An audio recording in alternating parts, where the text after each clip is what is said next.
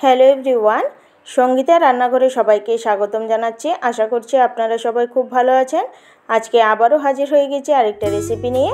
আমার আজকের রেসিপি চিংড়ি মাছ দিয়ে চাল কুমড়োর ঘন্ট। তাহলে কথা না বাড়িয়ে চলুন শুরু করা যাক আমার আজকের এই রেসিপি। আমি এখানে একটা চাল কুমড়ো নিয়ে নিয়েছি। চাল কুমড়োটাকে আমি ভালোভাবে ধুয়ে পরিষ্কার করে নিয়েছি। এবার আমি বটির সাহায্যে চাল কুমড়োর খোসাটাকে ছাড়িয়ে আমি চাল কুমড়োটাকে কেটে নিচ্ছি। এখানে আমি চাল কুমড়োটাকে কুচি কুচি করে কেটে নিয়েছি। আমি বটি দিয়ে চাল কুমড়োটাকে কেটে নিয়েছি। এখন আমি এদিকে কিছুটা চিংড়ি মাছ নিয়েছি।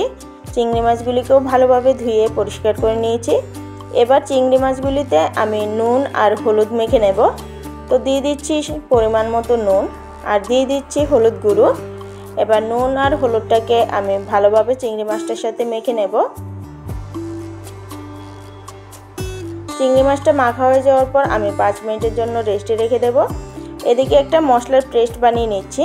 দিয়ে দিচ্ছি মিক্সিং জারে পেঁয়াজ কুচি আর 1 ইঞ্চির মতো আদা দিয়ে দিচ্ছি 7 থেকে 8টা কাঁচা লঙ্কা।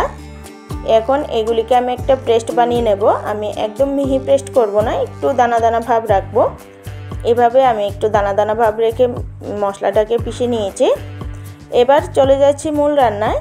আমি চুলাতে একটা কড়াই বসিয়ে দিয়েছি। কড়াইটা খুব ভালোভাবে গরম হয়ে যাওয়ার পর দিয়ে দিচ্ছি সামান্য একটু সর্ষের তেল।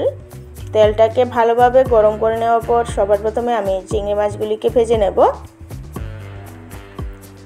আমি চিংড়ি মাছগুলিকে লাল করে ভেজে নিচ্ছি।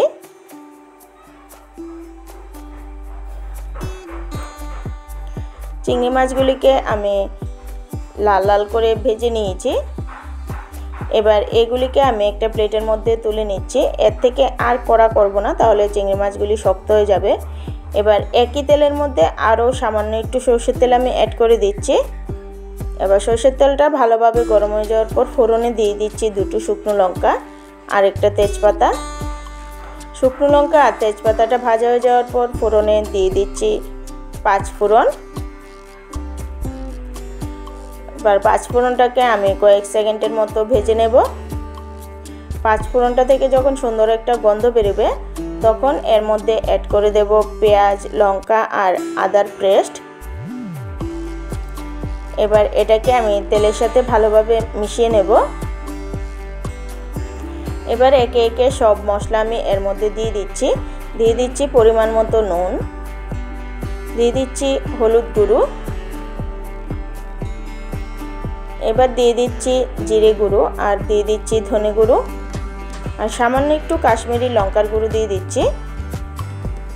এখন মিক্সিং জারটা ধুয়ে এর মধ্যে সামান্য একটু জল দিয়ে দিচ্ছি।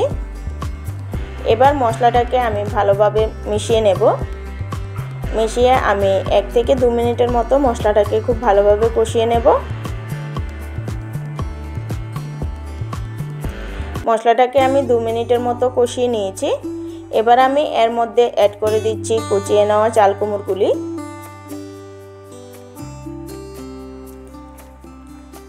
এবার চাল কুমড়োটাকে আমি মশলাটার সাথে ভালোভাবে মিশিয়ে নেব।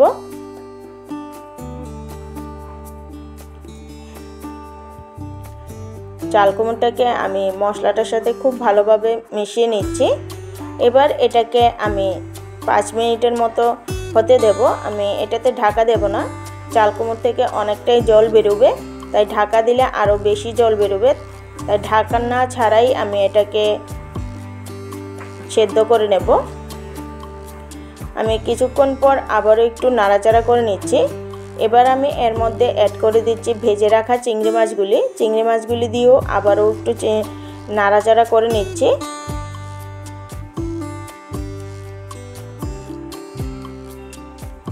এবার ঢাকনা ছাড়া আরও আমি 10 মিনিটের মতো চাল কুমড়োটাকে সেদ্ধ করে নেব। 10 মিনিট পর আবারও চাল কুমড়োটাকে একটু নাড়াচাড়া করে নিচ্ছি। চাল কুমড়োটা থেকে কিন্তু অনেকটাই জল বেরিয়েছে, এই জলেই কিন্তু পুরোপুরিভাবে চাল কুমড়োটা সেদ্ধ হয়ে যাবে।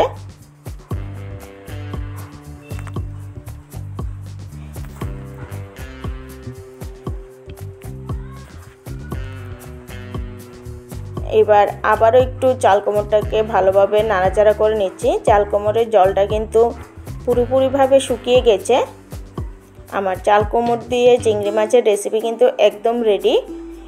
আশা করছি আজকের এই ভিডিওটা আপনাদের ভালো লেগেছে। যদি ভালো লেগে থাকে একটা লাইক করে দেবেন, চ্যানেলটাকে সাবস্ক্রাইব করে আমার পাশে থাকবেন।